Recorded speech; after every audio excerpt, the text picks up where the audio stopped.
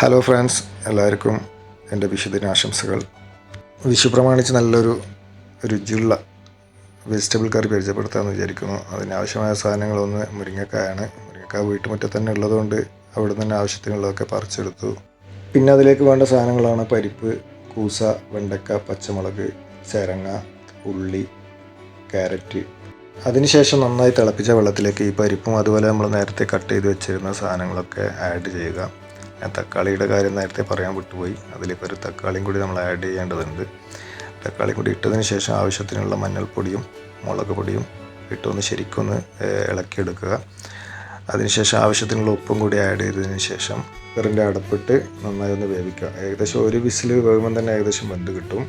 അപ്പോൾ ഇത്രയും സാധനം വേകുന്നതിൻ്റെ ഇടയിൽ നമുക്ക് ആ മുരിങ്ങക്കായൊക്കെ ഒന്ന് വൃത്തിയാക്കി വെക്കാം. നേരത്തെ നമ്മൾ വെണ്ടയ്ക്ക ഇട്ടിട്ടുണ്ടായിട്ടില്ല, കാരണം മുരിങ്ങക്കായും വെണ്ടയ്ക്കയൊക്കെ പെട്ടെന്ന് വേകുന്ന സാധനമായതുകൊണ്ട് അവസാനം ആഡ് ചെയ്യാൻ പറ്റുള്ളൂ.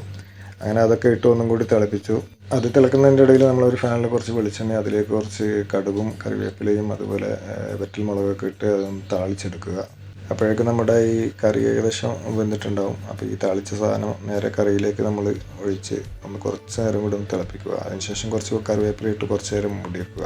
ഞാനിത് അതിൻ്റെ ഇടയിൽ മറ്റൊരു പാത്രത്തിലേക്ക് മാറ്റിയിട്ടുണ്ടായിരുന്നു, കാരണം എനിക്ക് ഇന്നൊരു വിഷുസദ്യ ഉണ്ട്. അവിടത്തേക്ക് സമ്മാനമായിട്ട് കൊടുക്കാനാണ് ഞാൻ ഈ കറി ഉപയോഗിക്കാമെന്ന് വിചാരിച്ചത്. അങ്ങനെ എൻ്റെ സുഹൃത്തിൻ്റെ വീട്ടിലേക്ക് കൊണ്ടുപോയി അവിടെ സുഹൃത്തിന് അത് സമ്മാനമായിട്ട് കൊടുത്തു.